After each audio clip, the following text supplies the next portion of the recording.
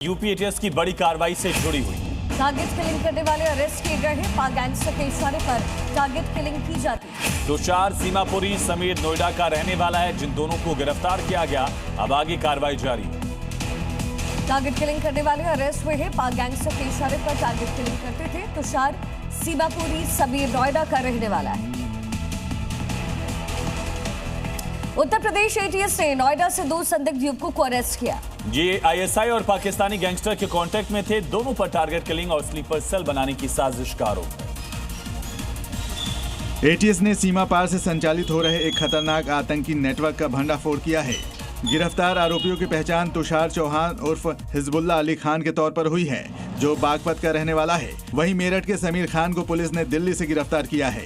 ATS के मुताबिक दोनों आरोपी सोशल मीडिया के जरिए पाकिस्तानी गैंगस्टर शहजाद भट्टी के संपर्क में आए। जानकारी के मुताबिक शहजाद भट्टी ने तुषार चौहान को टारगेट किलिंग के लिए 3 लाख रुपए का लालच दिया था। और इसी बीच एक और बड़ी खबर है मुरादाबाद से, जहां बदमाशों से मुठभेड़ हुई। पुलिस और बदमाशों में मुठभेड़ हुई है। 2 नामी बदमाशों से मुठभेड़ हुई।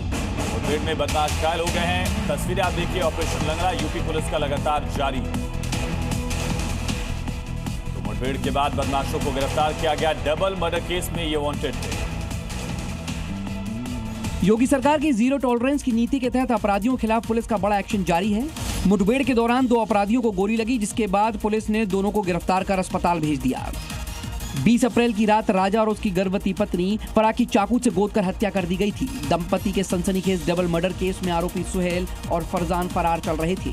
इनका एक साथी पहले ही सलाखों के पीछे पहुंच चुका है, जबकि 2 आरोपी अभी भी फरार चल रहे हैं। पुलिस उनकी भी तलाश कर रही है।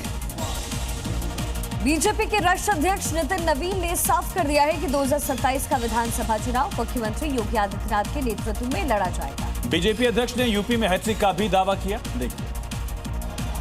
यूपी में नेतृत्व परिवर्तन या चुनाव में चेहरा बदले जाने के तमाम कयासों पर विराम लग गया है। बीजेपी के राष्ट्रीय अध्यक्ष नितिन नवीन ने इस मामले को लेकर बड़ा बयान दिया है। उन्होंने साफ कर दिया है कि योगी आदित्यनाथ ही बीजेपी का चेहरा अगले चुनाव में बने रहेंगे।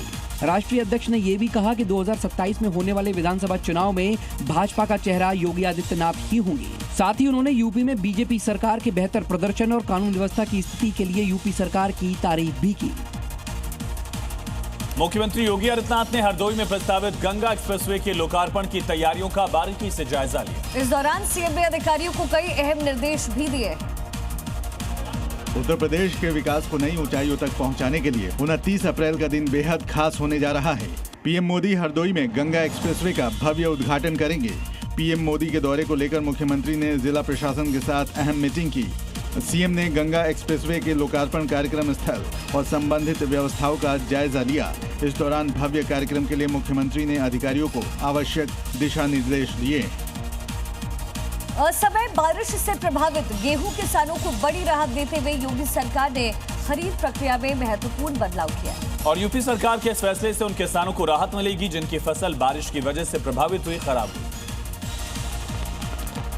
असम में हुई बारिश से प्रभावित गेहूं की फसल को देखते हुए सरकार ने किसानों को बड़ी राहत दी है। गेहूं की खरीद अब शिथिल मानकों के साथ की जाएगी। इसका उद्देश्य किसानों को नुकसान से बचाना और उन्हें मजबूरी में कम दाम पर फसल बेचने से रोकना है। सरकार के इस फैसले से प्रदेश में लस्टर लॉस यानी चमक से आने वाली गेहूं की स्वीकार्य सीमा को बढ़ाकर 70% तक कर दिया गया है। वहीं सिकुड़े और टूटे दाने की सीमा जो पहले 6% थी, उसे बढ़ाकर 20% तक कर दिया गया है। और यूपी के चंदौली से बड़ी खबर है, जहां मुठभेड़ हुई है। पुलिस और बदमाशों में एनकाउंटर की खबर। एनकाउंटर में घायल हुआ है बदमाश के पैर में गोली लगी है। मुठभेड़ के बाद बदमाश अरेस्ट किया गया है। उत्तर प्रदेश के चंदौली से ये तस्वीर, जहां मुठभेड़ हुई है पुलिस और बदमाश के बीच। ये मुठभेड़ हुई, एनकाउंटर में बदमाश घायल हुआ, जिसके बाद उसकी अरेस्टिंग की गई है। यूपी पुलिस ने एक बार फिर यह साफ कर दिया है कि कानून से खेलने वालों के लिए अब कोई राहत नहीं बची है।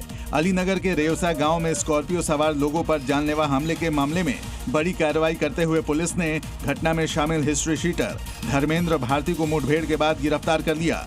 मुठभेड़ के दौरान हिस्ट्री शीटर के दोनों पैरों में गोली लगी है। बदमाश पर हत्या के प्रयास, लूट समेत 33 आपराधिक मामले दर्ज हैं।